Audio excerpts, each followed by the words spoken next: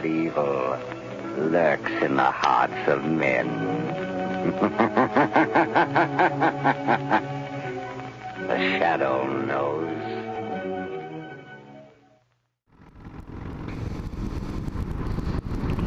It was a little bit cooler yesterday. In the mid-40s or so.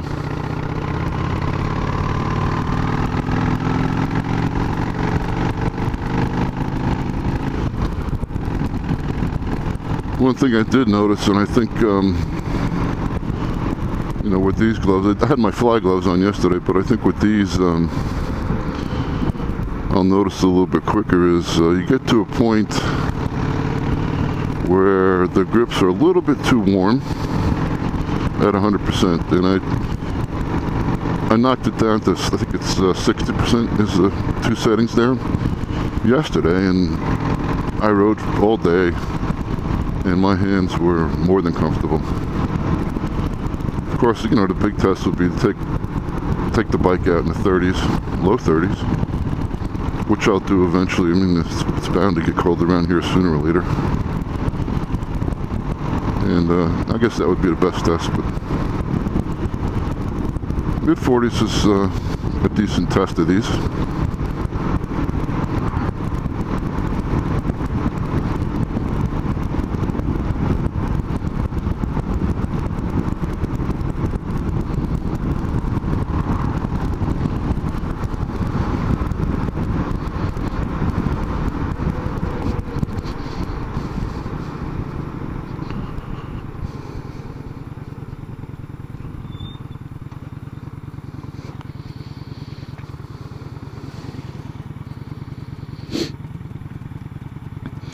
You can see the ice coming off the cliffs across the street. It's like that here most of the year round. It's kind of an oddity, I guess, because it gets cold enough at night and there's always water out there.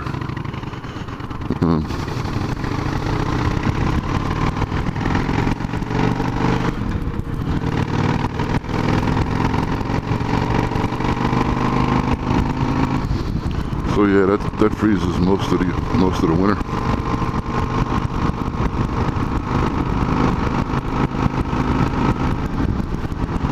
Grips are nice and warm at this point. My hands are comfortable. No problem whatsoever. Feels like a summer day.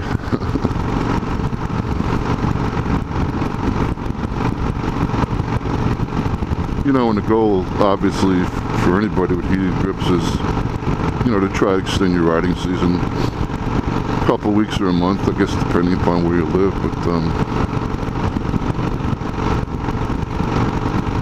they certainly fit the bill. If you're considering heated grips, I would recommend these Oxford Heaterz. One thing I would say is they've been around a long time, Oxford, and they've made these grips for a number of years. And they have several versions, so you want to make sure you get the latest version with the intelligent controller. Older versions just have, a dial, low, medium, high. Some of the older versions don't have, the auto shut-off feature, so, if you didn't have a relay, they would drain your battery. So I would, recommend that if you're going to get them, make sure you get the latest version, which is version 8.0. And you can get them for around $100, I think. That's what I paid.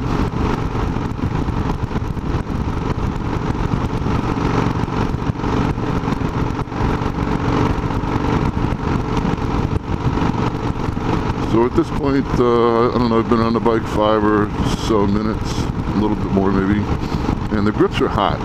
They're getting hot on the high setting. Not so hot that I can't hold my hand on them, but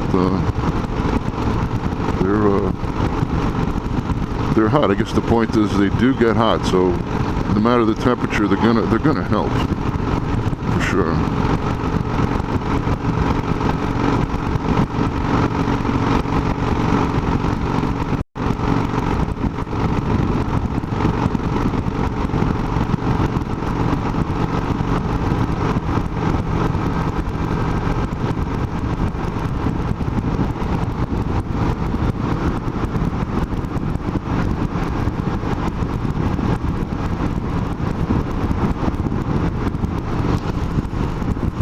The tops of my hands are not cold. The heat seems to be, contained within my glove from the grips, which is awesome. These are good gloves. They're Columbia, I believe, or Olympia gloves. And I've ridden with these gloves in the 50s before, possibly high 40s. And my hands get cold in the 40s for sure with these on. Although they are, thinsulate lined and heavy leather. But with these grips, I could probably just get away with riding with these. The thing is, yesterday I was riding around, like I said, loaded mid-40s. And after a couple of hours, I noticed the tops of my fingers were getting a little bit cool. So I turned on the, the battery gloves, the fly igniters, and that took care of the problem. So I guess the point is, if you're going to ride long distances in cooler weather, you're probably going to want heated gloves in addition to the grips, is my opinion.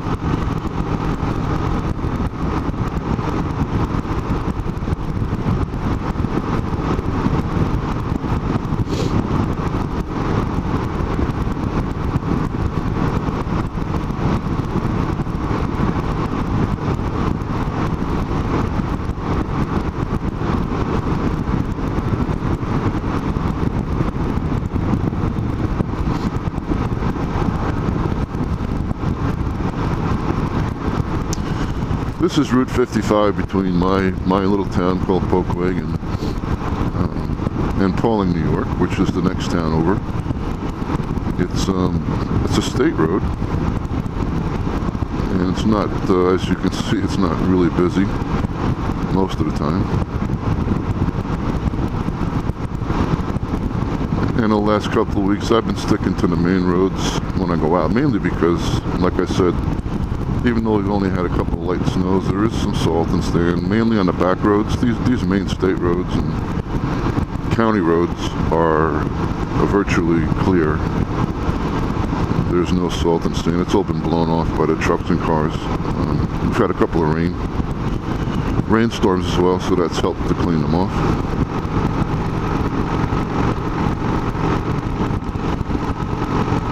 Grips are still on 100%. They're hot. At this point, I would probably, what I'm going to do here is turn them down to 60. And I think that's probably where I'm going to leave them, because that's how it was yesterday, and they were just fine. It's not like your hands burn when they're at 100, but it develops enough heat where, you want to turn them down, because you're going to sweat inside your gloves. And who wants sweaty, stinky, handy, gloves?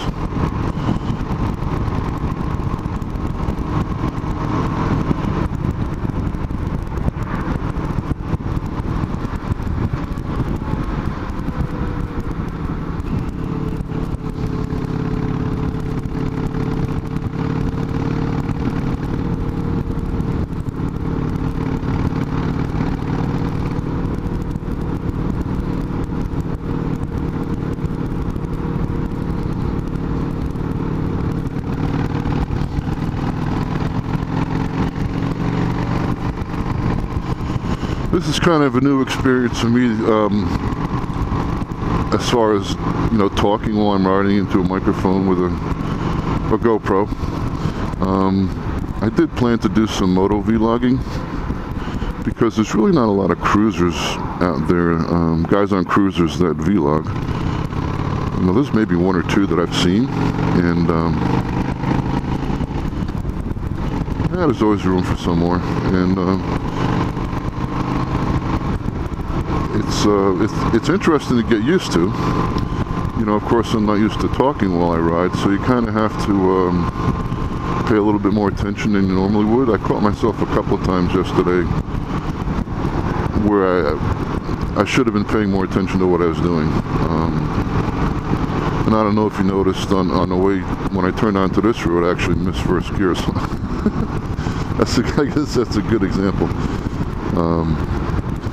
But if anybody ever asks on the forum if you can start one of these shadows in second, the answer is obviously yes, and it's not a problem. They will do it and not complain too much. Just have to give it a little bit more gas, and it'll work. It'll take off just fine. So, yeah, the grips are worth it. I would highly recommend them. Firehawk and others who are interested in them. If you have any questions, post them on the forum or on YouTube, or send me a private message, and I'd be glad to help you guys out. So with that, I wish you a pleasant evening, and thanks a lot for listening and watching.